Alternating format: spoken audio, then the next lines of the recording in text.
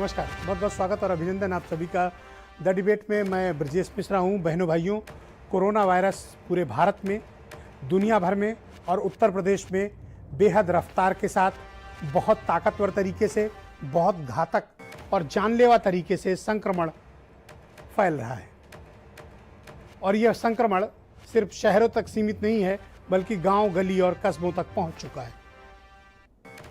आपको जानकर आश्चर्य होगा, किंतु ये सत्य है कि उत्तर प्रदेश में संक्रमण का स्तर बड़ी तेजी से बढ़ा है। इन दिनों जब हम टेस्टिंग भी सामान्य प्रक्रिया से चला रहे हैं, तब भी 5000 से ज़्यादा नए केसेस उत्तर प्रदेश में सामने आ रहे हैं। मैं यूपी पर चर्चा करूं, इसके पहले दुनिया और भारत के हालात आपको बताना चाहता हूं। बहनों भाइयों, 2.5 करोड़ से ज़्यादा केसेस पूरी दुनिया भर में अब तक मिल चुके हैं और 8,30,000 लोगों की मृत्यु हो चुकी है। अमेरिका में तबाही कम नहीं हुई है, वहाँ आज भी नए केसेस की मिलने की संख्या 75 से 80 हज़ार प्रतिदिन मिलती जा रही है। और नए केसेस के मामले में भारत दुनिया में दूसरे स्थान पर पहुंच चुका है। ब्राज़ील ने नए केसेस कंट्रोल कर लिए हैं, उनके यहाँ नए केसेस अब हमसे कम आ रहे हैं और भारत में नए केसेस लगातार बढ़ते जा रहे हैं। अब हमारे और ब्राज़ील के बीच टोटल केसेस में फासला महज 3.5 लाख का बचा है। और जिस रफ्तार से हम तेज़ी से बढ़ रहे हैं, जिस रफ्तार से बहनों भाइयों ये संक्रमण फैल रहा है, मुझे अब यकीन हो चला है कि अगले हफ्ते हम केसेस के मामले में भी नंबर 2 की पोजीशन में होंगे, ब्राज़ील से ज़्यादा आगे। ब्राज़ील की हालत आप सबने देखी है कि वहाँ सामूहिक कब्रें खुदवाई गई थी कोरोना वायरस पॉजिटिव से हुई मौतों के लोगों की। व्यापक और बड़े पैमाने पर तबाही अमेरिका और ब्राज़ील में हुई है। अब वो स्थितियाँ आपको भारत की तरफ बढ़ती हुई दिख रही हैं। अब तक हमने अपने 61,500 से ज़्यादा भाई बहन, दोस्त, रिश्तेदार, मित्र गंवाए हैं। यह आंकड़ा 34 लाख पार कर चुका है संक्रमण का। मरने वालों की संख्या 61,500 से ज्यादा, जिनको आप आंकड़ों में कहते हो किसी का बेटा है, किसी का भाई है, किसी की बहन है, किसी का पति है, किसी की पत्नी है, किसी का पिता है, किसी का खास रिश्तेदार है, किसी का खास दोस्त है। और इस वायरस को लेकर जिस प्रकार की अगंभीरता और लापरवाही बरती जा रही है, यह निहायत चिंताजनक तथ्य है। मैं बार बार पिछले 7 महीनों से आपसे ये निवेदन करता आ रहा हूं कि ये वायरस बहुत तेजी से हमारे समाज का हिस्सा बन चुका है और हमें आपको दुष्प्रभाव का शिकार बना रहा है। और लेकिन ना तो ये बातें सरकारें समझ रही हैं और ना ये जनता समझने को तैयार है। जिस प्रकार से सड़कों पर, बाजार पे लोगों का रेला है, नए केसेस बढ़ेंगे। आप रफ्तार से, जितनी रफ्तार से टेस्ट बढ़ाएंगे, उतनी रफ्तार से टेस्ट बढ़ेंगे। आप उत्तर प्रदेश का देख लें, देश का 5वां ऐसा राज्य बन गया है उत्तर प्रदेश। जी हाँ, देश का 5वां ऐसा राज्य बन गया है जहां 2 लाख से ज्यादा केसेस मिल चुके हैं। More than 2 lakh. महाराष्ट्र, तमिलनाडु, आंध्र प्रदेश और फिर अब तेलंगाना और उसके बाद अब आपका उत्तर प्रदेश हो गया। 2 लाख से ज्यादा केसेस। जो लोग कहते हैं हम बहुत टेस्ट कर रहे हैं, मैं उन्हें बताना चाहता हूं कि आंध्र प्रदेश में प्रति 1000 पर 65 टेस्ट हो रहे हैं और उत्तर प्रदेश में प्रति 1000 की आबादी पर महज 22 टेस्ट हो रहे हैं। तो जब आप अगर 3 आंध्र प्रदेश के बराबर टेस्ट शुरू कर देंगे, उस वक्त उत्तर प्रदेश में हालात कैसे होंगे आप सहज कल्पना कर सकते हैं। जो लोग कहते हैं कोरोना से डरना नहीं चाहिए, ये वो लोग हैं जिनको ना तो कोरोना हुआ है, ना उनके परिवार में कभी कोरोना हुआ है, ना उन्होंने कोरोना के दुष्परिणाम कभी झेले हैं, ना कोरोना से गुजरे हैं। वो लोग आपको समझाते हैं कोरोना से डरने की जरूरत नहीं है।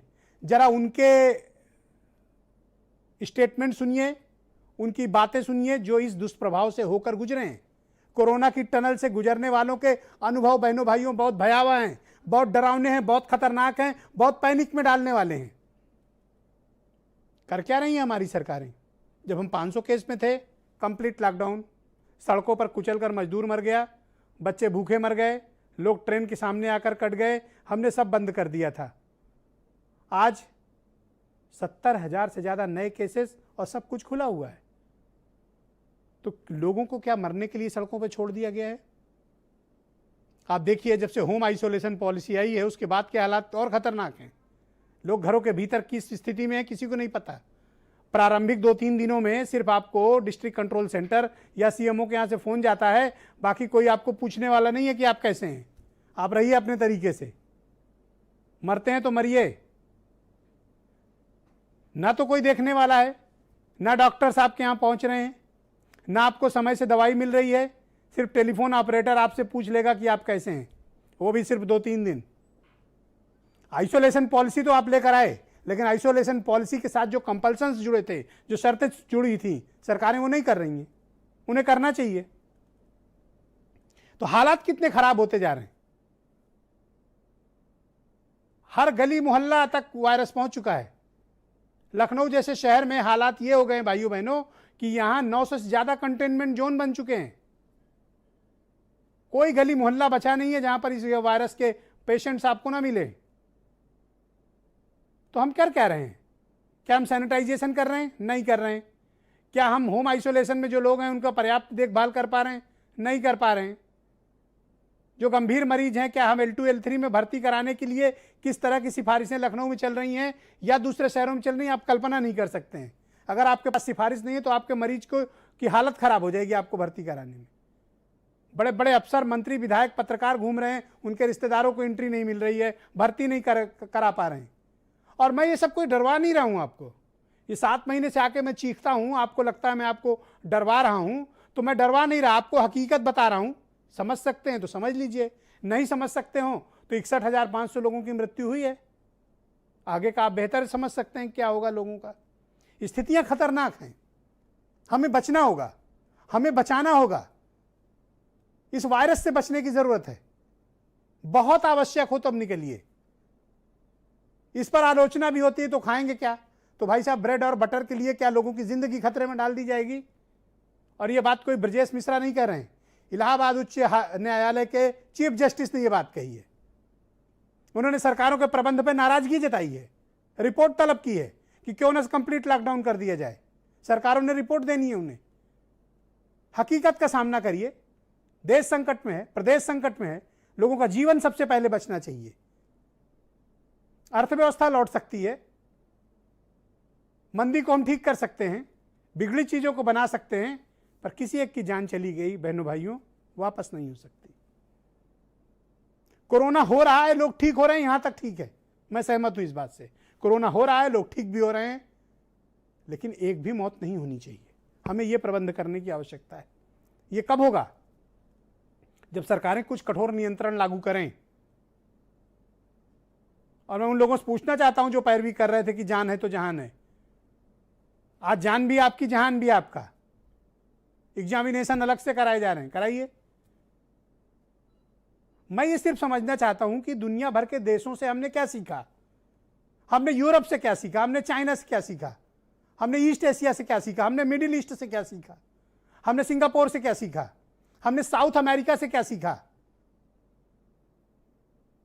तो दूसरे देशों के अनुभवों को अगर हम अपनी भौगोलिक परिस्थितियों में लागू करते तो यकीन मानिए कि हम लॉकडाउन में जाने और लॉकडाउन से एग्जिट होने की पॉलिसी पर पुनर्विचार करते।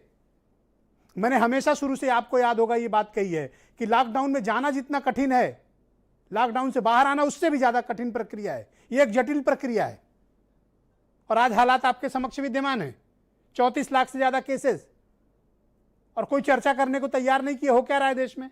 बात होनी चाहिए बहनों भाइयों, और खुलकर बात होनी चाहिए, क्योंकि यह किसी व्यक्ति की बात नहीं है, यह हिंदू मुसलमान की बात नहीं है, यह अमीर गरीब की बात नहीं है, यह किसान उद्योगपति की बात नहीं है, यह छात्र और टीचर की बात नहीं है, यह युवा और बुजुर्ग की बात नहीं है, यह हमारी और आपकी बात है, और यह देश की बात है। इस पर चर्चा होनी चाहिए।